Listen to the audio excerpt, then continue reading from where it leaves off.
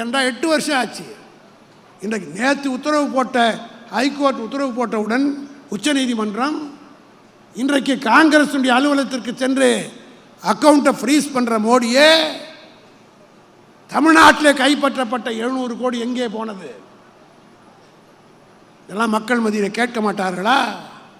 அந்த 2016 தேர்தலில் மட்டும் ஒழுங்காக நம்முடைய பேச்சை, இன்னும் சொல்ல போனால் பொன்முடி பேச்சை சிலர் கேட்டு நடந்திருந்தால் கலைஞர் முதலமைச்சராகத்தான் இருந்திருப்பார். 2016 நம்முடைய பேச்சை கேட்காமல் ஒருவர் துள்ளி ஆடினார். மறைந்து விட்டார் என்பதற்காக நான் சொல்லவில்லை. விஜயகாந்த் அவரை சந்தித்து பேசுவதற்காக பொன்முடி போன்றவர்கள், என்னை போன்றவர்களெல்லாம் முயற்சி எடுத்தோம். மிகுந்த நம்பிக்கையாக இருந்தது. கலைஞர் தன்னுடைய கௌரவத்தை கூட பார்க்காமல், அவருடைய பிள்ளையோட வயசில் சின்னவன் விஜயகாந்த், ஆனால் கலைஞர் மரத்திலே கனி இருக்கிறது, அந்த கனி என் மடியிலே விழும் என்று உருக்கமாக எழுதினார். ஆனால் அவர் கேட்காமல்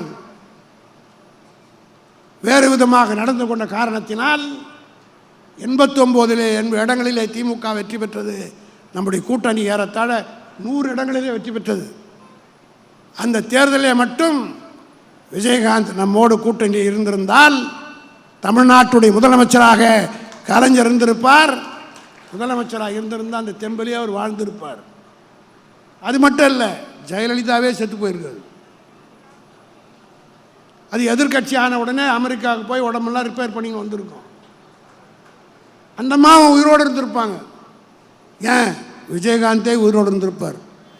அன்னைக்கு போய் படுத்தவர் தான் இருந்தாலும் அதுக்கு பிறகு வரவில்லை. ஒன்று சொல்கிறேன், திராவிட முன்னேற்ற கழகத்திற்கு எவன் துரோகம் நினைத்தாலும் இதுதான் நிலைமை என்பதற்கு நான் வேறு விதமாக சொல்ல விரும்புகிறேன். ஆனால் அப்படிப்பட்ட ஒருத்தருக்கு கூட நம்முடைய தலைவர் என்ன பண்ணார்? மறைந்தவுடன் யாரும் மனு போட்டு கேட்கல, யாரும் தளபதியிடத்திலே கேட்கவில்லை, உடனடியாக அறிவித்தார். அரசு மரியாதையுடன் விஜயகாந்த் அடக்கம் செய்யப்படுவார் என்று. அதுக்கு என்ன காரணம் தெரியுமா?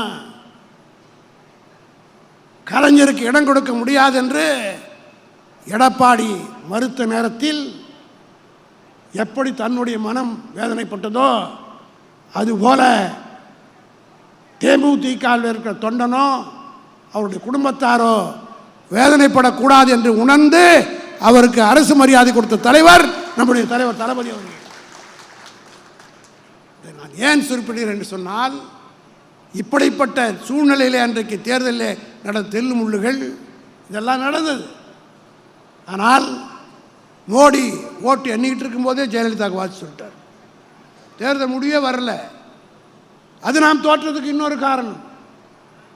இப்படி பல்வேறு தவறுகளை செய்திருக்கக்கூடியவர் மோடி அவர்கள் என்பதை எங்களாலே சுட்டி காட்ட முடியும்.